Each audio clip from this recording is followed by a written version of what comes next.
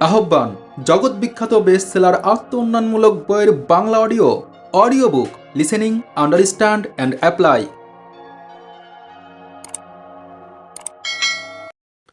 My dear lovely audience, এই প্রথমবারের মতো আহ্বানে শুরু হয়েছে ডেল কার্নেগি এর লেখা জগৎ বিখ্যাত বই the art of public speaking. শুরু হচ্ছে বইটির অষ্টম অংশ, অধ্যায় ৮, কিভাবে বক্তৃতা শুরু করবেন। আমি একদা নর্থ ওয়েস্টার্ন বিশ্ববিদ্যালয়ের সাবেক প্রেসিডেন্টকে জিজ্ঞেস করেছিলাম, বক্তা হিসেবে আপনার দীর্ঘদিনের অভিজ্ঞতা আছে, সুতরাং বলুন, বক্তৃতার সফলতা অর্জনের মূল রহস্য কী? ১ মিনিট নীরব থেকে তিনি উত্তর দিলেন, আকর্ষণীয় ভাষায় বক্তৃতা শুরু, যা শ্রোতাদের দৃষ্টি এবং মনকে টেনে আনে। তিনি বক্তৃতা প্রস্তুতিতে বক্তৃতা শুরু এবং শেষের বাক্য ও শব্দ এমনভাবে চয়ন করতেন যা হতো অত্যন্ত আকর্ষণীয়। জন ব্রাইট একই পদ্ধতি অনুসরণ করতেন গ্ল্যাডস্টোন, ওয়েবস্টার, লিঙ্কন। বস্তুতপক্ষে সকল জ্ঞানী বক্তাই এই পদ্ধতি অনুসরণ করেন। কিন্তু নবীশ বক্তারাও কি এই পদ্ধতি অনুসরণ করেন? অবশ্যই না। পরিকল্পনার সময় প্রয়োজন, চিন্তা প্রয়োজন, ইচ্ছাশক্তির প্রয়োজন। মস্তিষ্ক সঞ্চালন একটি বেদনাদায়ক কাজ। এই বিষয়ে টমাস এডিসন তার কারখানার দেওয়ালে স্যার জোসুয়া রেমন্ডের নিম্নবর্ণিত উদ্ধৃতিটি খোদিত করে রেখেছেন। এমন কৌশল নেই যাতে মানুষ শ্রম হতে মুক্ত থাকতে পারে, এবং চিন্তা করাটা হচ্ছে আরো কঠিন শ্রম। চিন্তার শ্রম হচ্ছে মৃত্তিকা গহ্বর, চড়াই উতরাই পেরোনো যায় তরতর। লর্ড নর্থ ক্লিক, যিনি সংবাদপত্রের সাপ্তাহিক বেতনভুক্ত কর্মচারী হতে ব্রিটিশ সাম্রাজ্যের সবচাইতে ধনী ও প্রভাবশালী পত্রিকার মালিক হয়েছিলেন, তিনি বলেছেন যে মাত্র 5টি শব্দ তার জীবনে প্রভাব বিস্তার করে পরিবর্তন এনেছে। ভবিষ্যতের কথা আগে হতে জেনে ফেলা আপনার বক্তৃতা প্রস্তুতিকালে এটিও একটি উল্লেখযোগ্য আদর্শ হতে পারে। আপনি কিভাবে বক্তৃতা শুরু করবেন তা আগে থেকেই কল্পনার মাধ্যমে জেনে নিন। বুঝে নিন সুস্পষ্টভাবে আপনার বক্তৃতার কি ফল হবে, অর্থাৎ আপনি কিরূপ প্রভাব বিস্তার করতে পারবেন শ্রোতাদের উপর। অ্যারিস্টটলের যুগ হতেই এই বিষয়ে লিখিত বইতে 3টি ভাগ আছে, তা হচ্ছে সূচনা, মূল বক্তব্য এবং উপসংহার। এখনও এই পদ্ধতি অনুসরিত হচ্ছে। ভূমিকা দিয়ে বক্তা মূল বক্তব্য প্রকাশ করে শ্রোতাদের জানাচ্ছেন তিনি কি বলতে চান। এটা দ্বারা শ্রোতারা বিষয়টি কি উপলব্ধি করেছেন এবং বক্তা এটি নিয়ে তাদের মনে আনন্দও দিচ্ছেন। 100 বছর আগে বক্তার দ্বারা যা হতো, আজ সংবাদপত্র, ম্যাগাজিন, বেতার, টেলিভিশন, টেলিফোন ও মুভি থিয়েটার তাই করছে। তবে অবস্থার সাংঘাতিক পরিবর্তন হয়েছে। বিশ্বে বিশেষ অগ্রগতি এসেছে। গত 100 বছরে আবিষ্কারের ফলে মানুষ জীবন্ত বেলসেজার এবং নেবুসেডনেজার আমল হতে বহুগুণ সুসভ্য হয়ে পড়েছে। এই 100 বছরের মধ্যেই আমরা স্বয়ংক্রিয় গাড়ি, উড়োজাহাজ, বেতার, টেলিভিশন পেয়েছি। সুতরাং আজকের বক্তাকেও সময়ের দ্রুত তালের সাথে পদ্ধতি রক্ষা করে চলতে হচ্ছে। সুতরাং আপনি যদি বক্তৃতার সূচনা বা ভূমিকা রাখতে চান, তাহলে তা অত্যন্ত সংক্ষিপ্তভাবে দেওয়ার চেষ্টা করুন। এটা হচ্ছে আজকের যুগের সকল শ্রোতার কাম্য। আপনি কি কিছু বলতে চান? ঠিক আছে, সংক্ষিপ্তভাবে তা বলুন। দীর্ঘ বক্তৃতার দরকার নেই। গুরুত্বপূর্ণ পয়েন্টগুলো বলে শেষ করুন। ডুবোজাহাজের অংশগ্রহণ সম্পর্কে কংগ্রেসে বক্তৃতাকালে উড্রো উইলসন মাত্র 21টি শব্দ প্রয়োগ করে শ্রোতাদের দৃষ্টি আকর্ষণ করেছিলেন। তিনি শুরু করেছিলেন, দেশের বৈদেশিক সম্পর্কের ক্ষেত্রে বর্তমানে এমন একটি অবস্থার সৃষ্টি হয়েছে যার কথা আপনাদের সামনে তুলে ধরা আমার জন্য কর্তব্য হয়ে দাঁড়িয়েছে। নিউ ইয়র্কের পেনসিলভানিয়া সমিতিতে বক্তৃতাকালে চার্লস স্কয়ার দ্বিতীয় বাক্যেই মূল বিষয়ে প্রবেশ করেন। মার্কিন নাগরিকদের আজকের মূল প্রশ্ন হচ্ছে, ব্যবসায়ে বর্তমান মন্দার অর্থ এবং এর ভবিষ্যৎ কি? ব্যক্তিগতভাবে আমি অবশ্য আশাবাদী। ন্যাশনাল ক্যাশ রেজিস্টার কোম্পানির সেলস ম্যানেজার এভাবেই তার লোকদের সামনে বক্তৃতা শুরু করেছিলেন। মাত্র 3টি বাক্যে বক্তৃতার ভূমিকা দিয়েছিলেন এবং বাক্যগুলো ছিল অত্যন্ত সহজ, ফলে শ্রোতাদের বোধগম্য হয়েছিল। উৎসাহ ব্যঞ্জক বাক্যগুলো ছিল, আপনারা যারা কোম্পানির পণ্য বিক্রির অর্ডার সংগ্রহ করেন, কারখানায় চিমনিতে ধূম্র অব্যাহত রাখা তাদের উপরই নির্ভর করছে। বিগত 2 গ্রীষ্মে অন্ধকারাচ্ছন্ন করে তোলার মতো প্রচুর নয়। এখন দুর্দিন কেটে গেছে এবং ব্যবসা পুনরারম্ভের সময় এসেছে বিধায় আমি আপনাদের জানাচ্ছি যে চিমনিতে আমরা অধিক পরিমাণ ধূম্র চাই। কিন্তু অনভিজ্ঞ বক্তারা কি শুরুতে এরূপ সাফল্য অর্জন করতে পারেন? প্রশিক্ষণহীন ও আদর্শহীন বক্তাদের অধিকাংশই এমনভাবে বক্তৃতা শুরু করেন যে কোনো ক্রমেই ভালো পদ্ধতি বলে বিবেচিত হয় না। এখানে আমরা সে সম্পর্কে আলোচনা করব। নবীশদের অনেকেই বক্তা হিসেবে নিজেরা হাস্যাস্পদ হবেন বলে ধারণা করেন। এটা দুঃখজনক। নবীশ একজন জ্ঞানী হলেও এবং তার জ্ঞানের সীমা সশ্রদ্ধ ভয় উৎপাদক হলেও বক্তা হিসেবে নবীশ বিধায় মঞ্চে বক্তৃতা করতে দাঁড়িয়ে মনে করেন, ধরে নেন, অথবা তার মনে এরূপ ভাবের উদ্রেক হয় যে মার্ক টোয়েন যেন তার কাঁধে ভর করেছেন। সুতরাং তিনি কৌতুকপূর্ণ গল্প দিয়ে তার বক্তব্য শুরু করেন। ভোজসভা হলে এরূপ গল্প বলা শ্রোতাদের তেমন অভিভূত করে না, অর্থাৎ তার বক্তব্য হয়ে পড়ে শোনা কথা। তাই এই বক্তব্য শ্রোতাদের দৃষ্টি আকর্ষণ করে না, ফলপ্রসূ হয় না। একজন বিনোদনকারী যদি শ্রোতাদের সমক্ষে এরূপ বক্তব্য পেশ করেন যে বক্তব্য শোনার জন্য শ্রোতারা টিকিট নিয়েছেন, সেরূপ ক্ষেত্রে শ্রোতারা হইচই করেন, স্লোগান দেন। তবে সাধারণ শ্রোতারা বক্তার প্রতি থাকেন সহনশীল, সহানুভূতিশীল। সুতরাং বক্তার মনেও এরূপ চিন্তা রাখা উচিত, যেভাবেই হোক না কেন শ্রোতাদের সন্তোষ বিধান করতে হবে। এরূপ চিন্তা মনে থাকলে বক্তা ব্যর্থ হন না। এরূপ চিন্তা মনে থাকলে খারাপ বক্তৃতার জন্য বক্তা নিজেও অস্বস্তি অনুভব করেন। এরূপ ঘটনা কি আপনি কখনো অবলোকন করেননি? বক্তৃতা প্রদানের সবচাইতে কঠিন বিষয় হচ্ছে শ্রোতাদের হাসানো। কৌতুককর বক্তৃতা দিয়ে কি শ্রোতাদের হাসানো যায়, এটা নির্ভর করে বক্তার নিজস্ব ব্যক্তিত্বের উপর। লিঙ্কন ও জব হেজের বক্তৃতামালা অধ্যয়ন করলে আপনি এটা জেনে আশ্চর্য হবেন যে কতিপয় ক্ষেত্রে কৌতুকপূর্ণ গল্প দিয়ে শুরু করে সফল হয়েছিলেন। এডউইন জেমস ক্যাটল আমাকে বলেছেন যে শ্রোতাদের হাসানোর উদ্দেশ্যে তিনি কখনো কৌতুকপূর্ণ গল্প বলতেন না। তার গল্প হতো বিষয়ের সাথে সঙ্গতিপূর্ণ এবং কোনো বিশেষ পয়েন্ট সহজ করে বোঝাবার জন্যই তিনি গল্পের অবতারণা করতেন। গল্প বলতেন তিনি কেক তৈরির মশলা হিসাবে, অর্থাৎ তার কৌতুক হতো কেকের মশলা, কেক নয়। যুক্তরাষ্ট্রের জনপ্রিয় রসিক বক্তা স্টিকল্যান্ড গিলিল্যান্ড বক্তৃতার শুরুতে প্রথমে তিনি মিষ্টি গল্পের অবতারণা করতেন না, এটা তিনি নিয়ম হিসাবে অনুসরণ করতেন। অতঃপর তিনি যখন উপলব্ধি করতেন গল্প বলা প্রয়োজন, তখনই কেবল গল্প বলতেন। এর ফলে তার বক্তব্য হতো গুরুগম্ভীর, অর্থবহ ও উদ্দীপনাময়। যে কোনো বক্তৃতায় স্থানীয় কিছু সমস্যার উদ্ধৃতি দেওয়া গেলে, অন্য কোনো বক্তার কোনো বক্তব্যের বিশ্লেষণ করা গেলে তা হয় অধিকতর আকর্ষণীয়। বেমানান কিছুকে অতিরঞ্জিত করবেন না। স্মরণ রাখবেন যে রসিকতার চাইতে কৌতুক অনেক বেশি মূল্যবান। নিজের সম্পর্কে রসিকতা দিয়ে শুরু করা সবচাইতে সহজ পথ। মনে করুন যে আপনি একটি অস্বস্তিকর পরিবেশে পড়েছেন, তাহলে আপনি কিভাবে কৌতুক করবেন? কেউ পা ভেঙে ফেললে এস্কিমোরা হাসে। ভবনের দ্বিতলের জানালা দিয়ে পড়ে কোনো কুকুর মরলেও চীনারা হাসে, মুখ টিপে হাসে। আমরা কিন্তু অত সহজে হাসি না।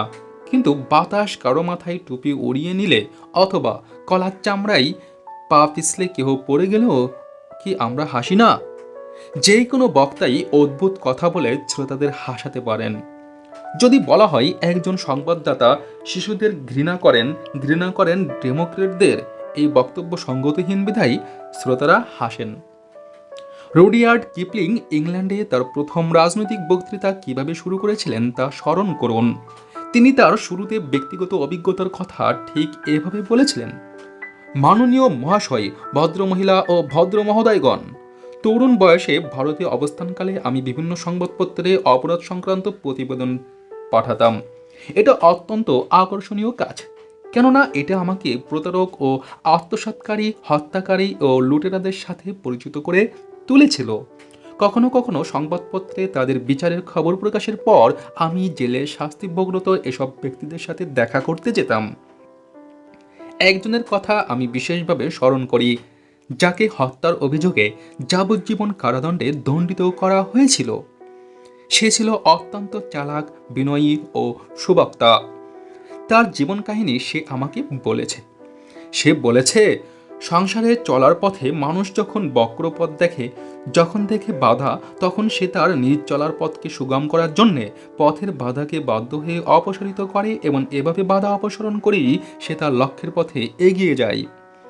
আমাদের মন্ত্রিসভার অবস্থাও বর্তমানে ঠিক অনুরূপ। তার এই বক্তব্য সভায় ছিল হাসির রোল পড়ে। মেট্রোপলিটন জীবন বীমা কোম্পানির তত্ত্বাবধায়কদের বার্ষিক ভোজসভায় উইলিয়াম হার্বার্ট টাফটও ঠিক এরূপভাবে হাস্যকৌতুক করতেন। একই সময়ে হাস্যকৌতুকের মাধ্যমে তিনি তার শ্রোতাদের কাজে প্রশংসাও করতেন।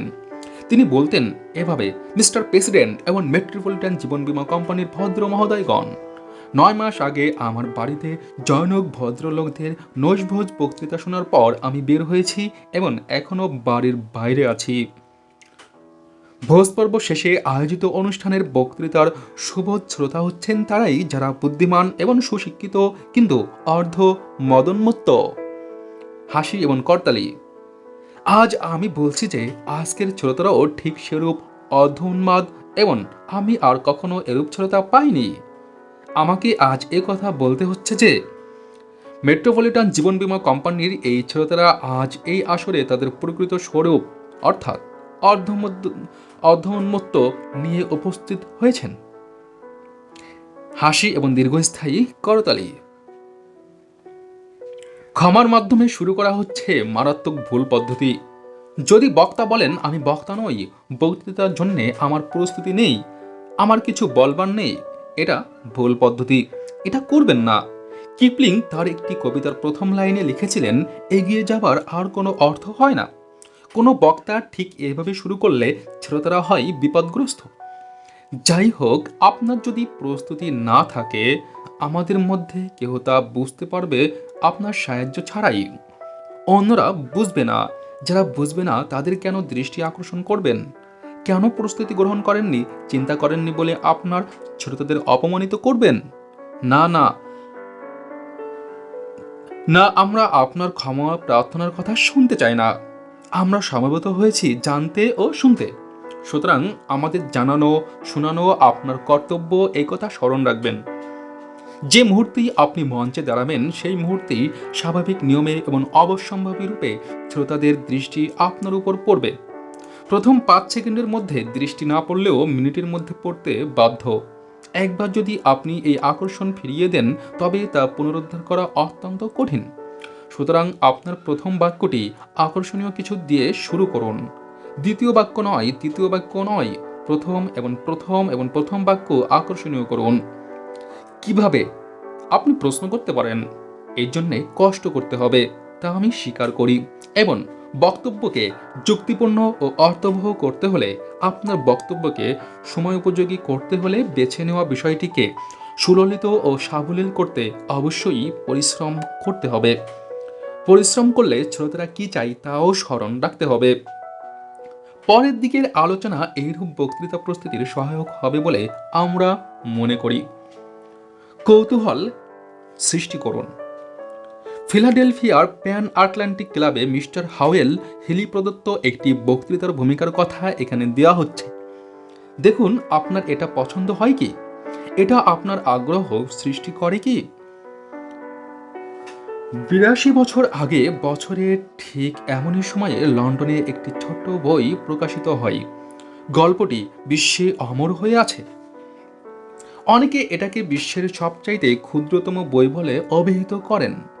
এটা প্রথম প্রকাশিত হলে রাস্তায় অথবা পলমলে এক বন্ধুর সাথে আরেক বন্ধুর দেখা হলে একে অপরকে প্রশ্ন করতেন, তুমি এটি পড়েছ কি?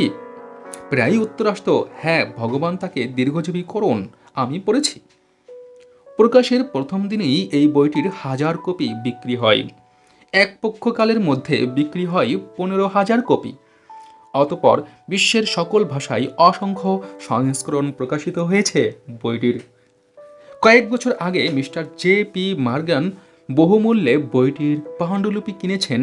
এটা এখন তার নিউ ইয়র্কস্থ আর্ট গ্যালারিতে, যাকে তিনি বলেন লাইব্রেরি। তাতে আছে অনন্য অমূল্য সম্পদের সাথে। বিশ্ববিখ্যাত এই বইটি কি? বইটি হচ্ছে ডিকেন্স এর বড়দিনের ভজন গান। এটা কি আপনি সফল শুরু বলে বিবেচনা করেন? এটা কি আপনার দৃষ্টি আকর্ষণ করেছে আর আগ্রহ সৃষ্টি করতে সক্ষম? করলে কেন? নিলম্বন হেতু কি আপনার এই আগ্রহ সৃষ্টি হয়নি? কৌতূহল, কে এর প্রতি আগ্রহী নয়? আমি বনে পাখি উঠতে দেখি, কৌতূহল বশে আমি অনেক সময় ঘন্টার পর ঘন্টা তাদের গতিবিধি অবলোকন করি। কিন্তু আমি জানি যে শিকারী পাখি শিকারের জন্য আল্পস পর্বতে যাই, সে পাখির গতিবিধি অবলোকন করতে উৎসুক নয়, সে উৎসুক শিকারে। কুকুর মানুষের মনে কৌতূহল জাগায়, কৌতূহল জাগায় অনন্য প্রাণীও, কৌতূহল উদ্রেক করে সকল জীব। সুতরাং আপনার প্রথম বাক্য দিয়ে শ্রোতাদের কৌতূহলী করে তুলুন, তারা আপনার প্রতি আগ্রহী হবে। লেখক কলেসমাস লরেন্স এর আরব্য উপন্যাসের গল্পের মতো করে তারা বক্তৃতা শুরু করতেন। লয়েড জর্জ বলেছেন, কর্নেল লরেন্স আধুনিককালে একজন রোমান্টিক ও চিত্রবৎ চরিত্র। এভাবে শুরু করার দুটি সুবিধা আছে। প্রথমত, খ্যাতনামা কোনো লোকের কোনো বক্তব্য দিয়ে শুরু করা হলে তার প্রতি শ্রোতারা আকর্ষিত হয়। দ্বিতীয়ত, এটা কৌতূহল সৃষ্টি করে। কেন রোমান্টিক, কেন চিত্রবৎ? এই প্রশ্নগুলো মনে জাগে স্বাভাবিকভাবে। আমি আগে কখনো তার কথা শুনিনি। তিনি কি করতেন? লয়েল টমাস কর্নেল টমাস লরেন্সের নিম্ন বিবৃতি উদ্ধৃতি করে তার বক্তৃতা শুরু করতেন। একদা আমি জেরুজালেমের খ্রিস্টান পাড়ায় ঘুরছিলাম।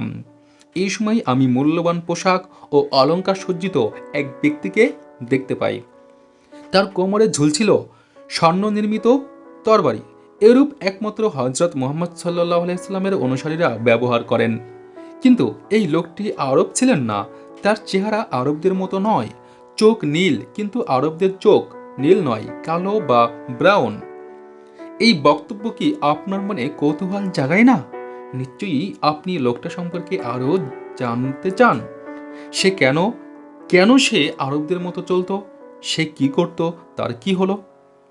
যে ছাত্র নির্ম প্রশ্ন দিয়ে তার বক্তব্য শুরু করে, আজকের বিশ্বের ৭০টি দেশে যে দাসত্ব প্রথা প্রচলিত তা কি তোমরা জানো? এটা শুধু কৌতুক জাগায় না, শ্রোতাদের মনেও আঘাত দেয়। দাসত্ব আজকের দিনে ৭০টি দেশে, দেশগুলোর নাম কি? কোথায় সেসব দেশ? নানা প্রশ্ন জাগায়। বক্তা তার বক্তৃতার মাধ্যমে শুধু কৌতূহল সৃষ্টি নয়, শ্রোতাদের শেষকালের প্রতি আগ্রহী ও করে তুলতে পারেন। উদাহরণস্বরূপ, একজন ছাত্র নিম্ন বিবৃতি দিয়ে তার বক্তব্য শুরু করেন, আমাদের একটি আইন পরিষদের যৌন সদস্য তার পরিষদে দাঁড়িয়ে যে কোনো স্কুল ভবনের ২ মাইল এলাকার মধ্যে ব্যাঙগাছি হতে ব্যাঙ উৎপাদনের উপর নিষেধাজ্ঞা আরোপ করে একটি আইন পাশ করার প্রস্তাব করেন। আপনি হাসছেন। বক্তা কি কৌতূহল করছেন? কি অসম্ভব! এটা কি সত্যি করা হয়েছিল? হ্যাঁ, বক্তা ব্যাখ্যা করেন। স্যাটারডে ইভিনিং পোস্টে দুর্বৃত্ত দল শীর্ষক এক নিবন্ধ ঠিক এভাবে শুরু করা হয়েছে। দুর্বৃত্ত দল কি সত্যি সংগঠিত? নিয়ম অনুযায়ী তারা সংগঠিত হবার কথা কিভাবে? মাত্র 10টি শব্দের লেখক তার বিষয় ঘোষণা করেছেন এবং দুর্বৃত্ত দল সংগঠিত কিনা সে সম্পর্কে আপনার মনে কৌতূহল সৃষ্টি করেছেন। এটা প্রশংসাযোগ্য। লেখকেরা যেভাবে পাঠকদের আগ্রহ সৃষ্টি করে, বক্তাকেও ঠিক সেভাবে বক্তৃতার প্রতি শ্রোতার আগ্রহ সৃষ্টির চেষ্টা করতে হবে। ছাপানো বক্তৃতার চাইতে বক্তৃতা অভ্যাস করা কালে আপনি বেশি জানতে পারবেন। কিভাবে শুরু করা কল্যাণকর হবে? গল্প দিয়ে শুরু করেন না কেন? আমরা বক্তার ব্যক্তিগত অভিজ্ঞতার বর্ণনা শুনতেই সাধারণত অভ্যস্ত। রামেলাই কর্নওয়েল তার বক্তৃতাকে অলঙ্কারপূর্ণ করে তুলতেন। তিনি ৬,০০০ বারেরও অধিক এরূপ বক্তৃতা করেছেন এবং হাজার হাজার টাকা রোজগার করেছেন। তিনি কিভাবে তার জনপ্রিয় বক্তৃতা শুরু করতেন? 1870 সালে আমরা টাইগ্রিস নদীতে ভ্রমণ করতে যাই। বাগদাদে আমরা একজন পথ প্রদর্শক ভাড়া করি। তাকে সরাসরি নিযুক্ত করি আমাদের পারমিপোলিস, নাইনবে ও বেবিলন দেখিয়ে দেওয়ার জন্য। এখানেই তিনি গল্প শেষ করেন। এই গদ্যাংশ সকলের মনে কৌতূহল সৃষ্টি করে। এই ধরনের সূচনা অত্যন্ত ফলপ্রসূ হয়। এরূপ সূচনা বা ভূমিকা কখনো ব্যর্থ হয় না, কারণ শ্রোতারা তখন জানতে চাই অতঃপর কি হলো, কি ঘটলো, অথবা এরপর কি হতে পারে। এই বইয়ের তৃতীয় পরিচ্ছেদে গল্প দিয়ে শুরু করার কথা বলা হয়েছে। স্যাটারডে ইভিনিং পোস্টের একটি সংখ্যায় প্রকাশিত দুটি গল্পের সূচনা এখানে উল্লেখ করা হচ্ছে। 1.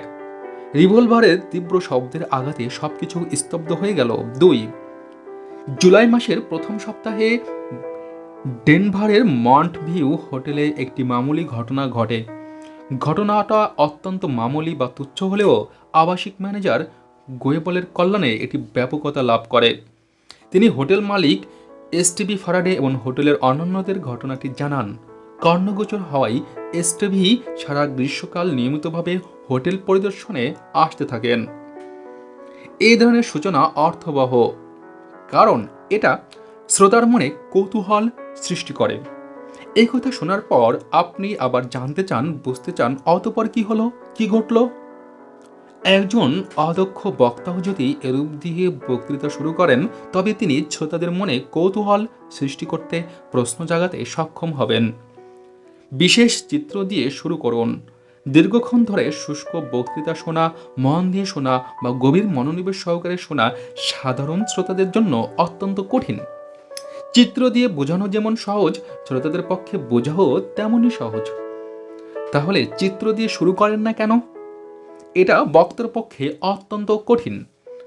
আমি এটা জানি, আমি চেষ্টা করছি। সাধারণ বক্তারা মনে করেন যে সাধারণ বিবৃতির মধ্যে সেই বক্তৃতা করা উচিত।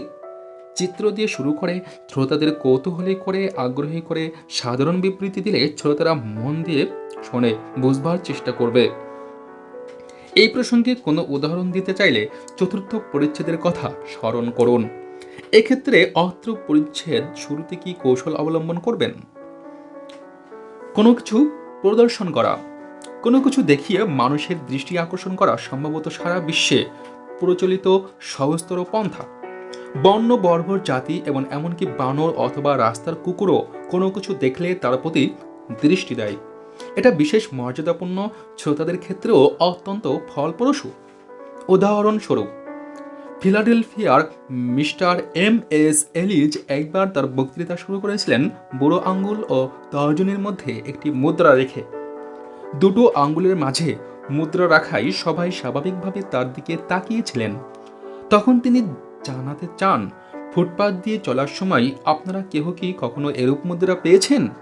যদি কেহ পেয়ে থাকেন তবে তা নিয়ে এগিয়ে আসুন, তা উন্নয়ন কাজে লাগানো যেতে পারে। অতঃপর মিস্টার এলিস এভাবে মুদ্রা সংগ্রহের প্রবণতার নিন্দা করেন। প্রশ্ন করুন। মিস্টার এলিসের সূচনায় আরও একটি উল্লেখযোগ্য বৈশিষ্ট্য রয়েছে। এটা প্রশ্ন দিয়ে শুরু করা হয়েছে, যে প্রশ্ন বক্তার সাথে শ্রোতাকেও ভাবিয়ে তুলেছে, তার সাথে সহযোগিতাই উদ্বুদ্ধ করেছে। উল্লেখ্য যে স্যাটারডে ইভিনিং পোস্টে দুর্বৃত্ত দল সম্পর্কে প্রকাশিত নিবন্ধের প্রথম 3টি বাক্যে 2টি প্রশ্ন ছিল। দুর্বৃত্তরা কি সত্যি সংগঠিত? কিভাবে? এই ধরনের প্রশ্ন পদ্ধতি শ্রোতা ও বক্তাকে সহজেই ভাবিয়ে তোলে। অন্য কোনো পদ্ধতি শ্রোতাকে এত সহজে চিন্তান্বিত করে তোলে না। খ্যাতনামা কোনো ব্যক্তির প্রশ্ন দিয়ে শুরু করেন না কেন?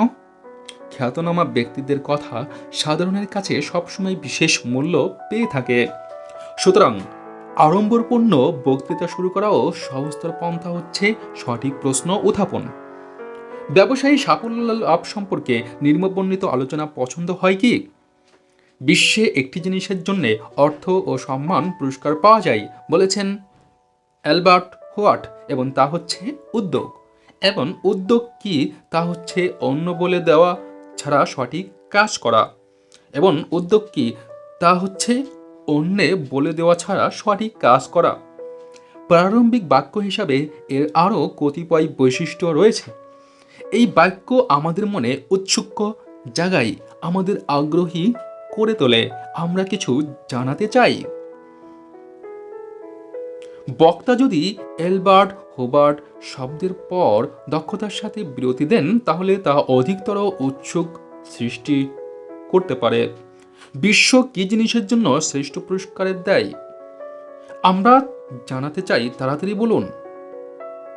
আমরা জানতে চাই, তাড়াতাড়ি বলুন। আমরা আপনার সাথে একমত নাও হতে পারি, তবুও আপনি আপনার মতামত দিন। দ্বিতীয় বাক্য আমাদের বিষয়টির অভ্যন্তরে নিয়ে যায়।